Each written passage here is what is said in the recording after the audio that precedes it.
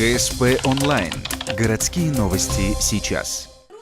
Суббота, 14:00, Конгресс-холл УГТУ. 20 лет со дня основания празднует Ухтинский педагогический колледж.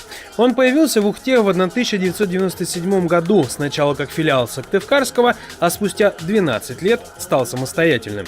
Сегодня педколледж – это 24 сотрудника и 3 сотни обучающихся. Поступить сюда можно как после 9 класса, так и после 11. Кем же выходишь после учебы? Это профессия воспитатель детей дошкольного возраста. Но она настолько многогранна, что наши выпускники могут работать, как сегодня уже на концерте сказали, и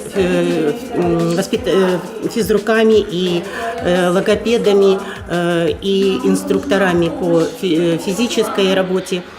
То есть это широкая профессия. На праздничном концерте отличившимся сотрудникам вручили награды, а артисты представили свою танцевальную песенную программу.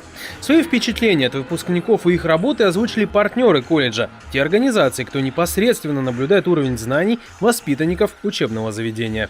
А выпускники педагогического колледжа начинают свой трудовой путь с нашего учреждения. А дом ребенка – это закрытое детское учреждение. Хоть оно медицинское, но мы же понимаем, что все как на ладони. И я могу с уверенностью сказать, что в подавляющем большинстве случаев, это попадание в десятку, скажем так. То есть ваши выпускники очень достойно представляют свое учебное заведение, которое они закончили. В колледже с 2010 года работает целевая контрактная система, в рамках которой требуется отработать 4 года после окончания обучения. В этом году открыли и новое направление – учитель начальных классов. То есть теперь можно подумать и выбрать, что больше хочешь – работать с дошколятами или с теми, кто постарше.